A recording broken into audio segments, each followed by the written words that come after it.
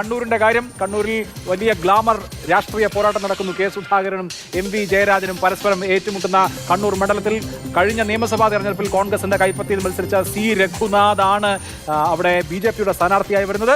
കണ്ണൂരിലെ സ്ഥാനാർത്ഥി ചിത്രം ഇതാണ്. കഴിഞ്ഞ തവണത്തെ MP ആണ് കെ സുധാകരൻ. എന്നാൽ 2014 കെ സുധാകരൻ അവിടെ പരാജയപ്പെട്ടിട്ടുണ്ട് PK ശ്രീമതിയോട് എന്ന ഫാക്ടർ അവിടെ നിൽക്കുകയും ചെയ്യുന്നു. ഇത്തവണ LDF പ്രതീക്ഷിക്കുന്ന മണ്ഡലങ്ങളിൽ ഒന്ന് എന്ന് നമുക്ക് കണ്ണൂരിനെ പറയാം. കഴിഞ്ഞ തവണത്തെ UDF തരംഗത്തിൽ കണ്ണൂരിൽ 94,559 വോട്ടുകൾക്കാണ് കെ സുധാകരൻ ജയിച്ചിട്ടുള്ളത്. KPCC പ്രസിഡന്റ് മത്സരിക്കുന്ന മണ്ഡലം എന്ന പ്രത്യേകതയാണ് കണ്ണൂരിനെ സംബന്ധിച്ച് കണ്ണൂരിനെ വ്യത്യസ്തമാക്കുന്നത്. ശ്രീ ഷൈജു എന്ത് വിചാരിക്കുന്നു? കണ്ണൂരിൽ ഇത്തവണ സുധാകരൻ ഈസിയാണ്?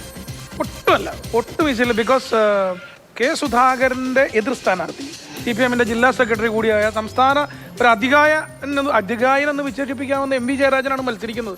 സോ സ്ഥാനാർത്ഥി നിർണയത്തിൽ CPM ഇത്തവണ ഒരു തരത്തിലുള്ള വിട്ടുവീഴ്ചയും കാണിച്ചിട്ടില്ല. കണ്ണൂർ ഗംഭീര സ്ഥാനാർത്ഥിയാണ്. അതനുസരിച്ച് വ്യക്തിപരമായ വോട്ടുകൾ സ്വാധീനിക്കാൻ കഴിയുന്ന ഒരു നേതാവാണ് MV ജയരാജൻ. അതുകൊണ്ട് തന്നെ അതികടുത്ത മത്സരമാണ് കണ്ണൂരിൽ നടക്കുന്നത്. നേരത്തെ നമ്മൾ മറ്റെല്ലാ മണ്ഡലങ്ങളിലും പറഞ്ഞതുപോലെ തന്നെയാണ് കണ്ണൂരിലെയും കാര്യം എടുത്തു പറഞ്ഞാൽ ഇരിക്കൂറും പേരാവൂരും. I think Irikkur and Peravoor, ആ രണ്ട് മണ്ഡലങ്ങൾ ഒഴിച്ചാൽ ബാക്കിയെല്ലാം ഇടതുപക്ഷത്തോട് കഴിഞ്ഞ നിയമസഭാ തെരഞ്ഞെടുപ്പിൽ ചേർന്ന് നിന്ന മണ്ഡലങ്ങളാണ്. കണ്ണൂർ കടന്നപ്പള്ളി ആയാലും അഴീക്കോട്ട് സുമേഷ് ആയാലും എല്ലാം ചേർന്ന് നിൽക്കുന്ന ധർമ്മടം, പിണറായി വിജയൻ ജയിച്ച ധർമ്മടം ഉൾപ്പെടെ 60,000 വോട്ടിന് ശൈലജ ജയിച്ച മട്ടന്നൂർ, അതുപോലെ ധർമ്മടവും ധർമ്മടത്തെയും ഭൂരിപക്ഷം തന്നെ എടുത്താൽ 1,00,000 കൂടുതൽ. അബ്സല്യൂട്ട്ലി ആ പോയിന്റിലേക്ക് ഞാൻ വരുന്നത്. മട്ടന്നൂരെയും ധർമ്മടത്തെയും നിയമസഭാ ഭൂരിപക്ഷം മാത്രം എടുത്താൽ MV ജയരാജൻ അനായാസം ജയിച്ചു എന്ന് ഉറപ്പിച്ച് പറയാമോ എന്നുള്ളതാണ് ചോദ്യം. കാരണം ലോക്സഭ വരുമ്പോൾ എങ്ങനെയാണ് പാറ്റേൺ? പക്ഷേ ഇന്ന് കെ സുധാകരന്റെ ഒരു ബൈറ്റ് വേറൊരു ചാനലിൽ ഞാൻ കണ്ടത്. അദ്ദേഹം വളരെ കോൺഫിഡന്റ് ആയി പറയുന്ന ഒരു കാര്യമുണ്ട്. ഇത്തവണ BJPയുടെ വോട്ട് കുറയും. C രഘുനാഥ് ഇവിടുന്ന് പെട്ടെന്ന് അങ്ങോട്ട് പോയ ആളാണ് എന്നുള്ള നിലയിൽ, സാധാരണ നിലയിൽ BJPക്ക് വോട്ട് ചെയ്ത ആളുകളെ എനിക്ക് വോട്ട് ചെയ്യും. കെ സുധാകരൻ എപ്പോഴൊക്കെ മത്സരിച്ചിട്ടുണ്ടോ അദ്ദേഹത്തിന്റെ വലിയ കോൺഫിഡൻസ് അവിടെയാണ്. മാർക്സിസ്റ്റ് വിരുദ്ധ വോട്ടുകൾ പൂർണ്ണമായും സ്വന്തം പോക്കറ്റിലേക്ക് കേന്ദ്രീകരിക്കാൻ കഴിവുള്ള നേതാവാണ് കെ സുധാകരൻ. അവിടെ കെ സുധാകരനും MV ജയരാജനുമുള്ള നേരിട്ടുള്ള ഏറ്റുമുട്ടൽ നടക്കുമ്പോൾ അവിടെ BJP സ്ഥാനാർത്ഥി എന്നുള്ളത് ഏതാണ്ട് അപ്രസക്തനാണ്. അപ്പോൾ BJPക്കാർക്ക് CPM വിരുദ്ധ രാഷ്ട്രീയം എന്നുള്ള രീതിയിലേക്ക് മാറിക്കഴിഞ്ഞാൽ കെ സുധാകരൻ പറഞ്ഞ കാര്യം സംഭവിക്കും.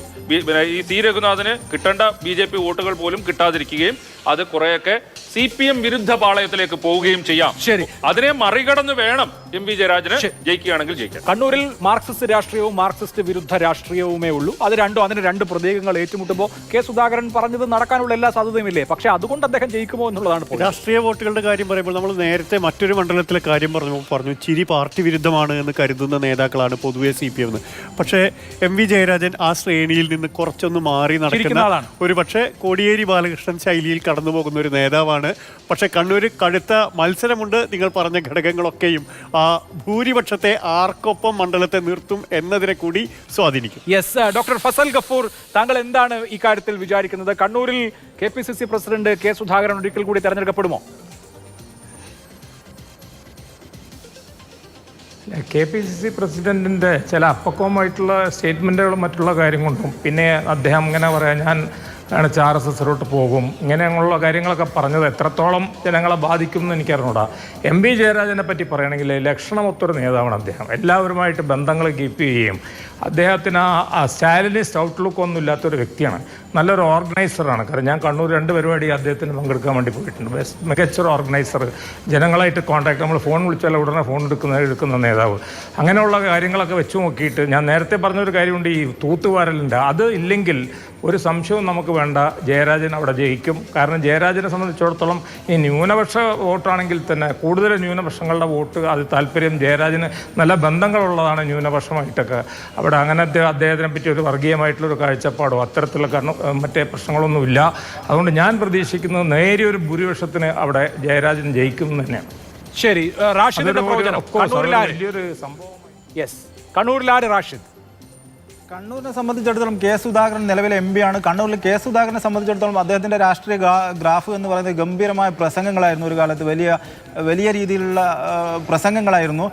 അപ്പോൾ ഈ ഒരു കാലഘട്ടത്തിൽ അദ്ദേഹത്തെ സംബന്ധിച്ചിടത്തോളം ആരോഗ്യപരമായ പ്രശ്നം മാത്രമല്ല, ആ തരത്തിലുള്ള ഒരു പ്രസംഗത്തിന് നമുക്ക് താരതമ്യം ചെയ്യാൻ കഴിയാം പഴയ കാലത്ത് സുരേഷ് ഗോപിയുടെ ഒരു ഡയലോഗായിരുന്നു.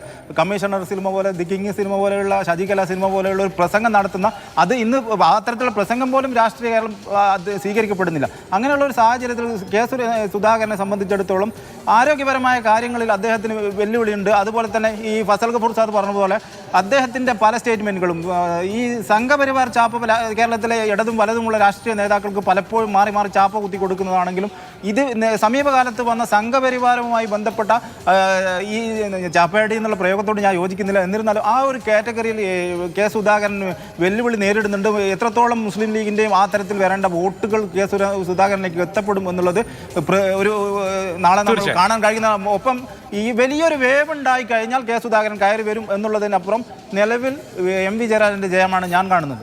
ശരി, അഡ്വാൻറ്റേജ് ജയരാജനാണ് ഇവിടെ എല്ലാവരും ചൂണ്ടിക്കാണിക്കുന്നത്. പക്ഷെ ഒരു കണ്ണൂരുകാരൻ എന്നുള്ള നിലയിൽ ഞാൻ പറയാം, സംഘി ചാപ്പ കെ സുധാകരന് കുത്തിയതുകൊണ്ട് മുസ്ലിം ലീഗ് വോട്ടുകൾ അദ്ദേഹത്തിന് കിട്ടില്ല എന്ന് ആരും വിചാരിക്കേണ്ടതില്ല. ഞാൻ പറഞ്ഞതുപോലെ കണ്ണൂരിൽ മുസ്ലിം ലീഗിന്റെ ഏറ്റവും വലിയ ശത്രു മാർക്സിസ്റ്റ് പാർട്ടിയാണ്, BJP-യുടെ ഏറ്റവും വലിയ ശത്രുവും CPM ആണ്. അതുകൊണ്ട് എന്ത് ചാപ്പ കുത്തിയാലും സുധാകരന് ലീഗുകാർ വോട്ട് ചെയ്യാതിരിക്കുന്ന പ്രശ്നമൊന്നുമില്ല. പക്ഷേ കണ്ണൂരിന്റെ രാഷ്ട്രീയം മറ്റൊന്നാണ്. വലിയ അഡ്വാൻറ്റേജ് LDF-നുള്ള മറ്റു ചില ഘടകങ്ങളുണ്ട്, പ്രത്യേകിച്ച് നിയമസഭാ മണ്ഡലങ്ങളിലെ ഭൂരിപക്ഷം അടക്കം. അതുകൊണ്ട് കണ്ണൂരിൽ നമ്മുടെ 2 ഒപ്പീനിയൻ പോളിലും അഡ്വാൻറ്റേജ് LDF കാണിച്ച മണ്ഡലം കൂടിയാണ് കണ്ണൂർ. എന്ത് സംഭവിക്കുന്നറിയാൻ നാളെ വരെ കാത്തിരിക്കണം.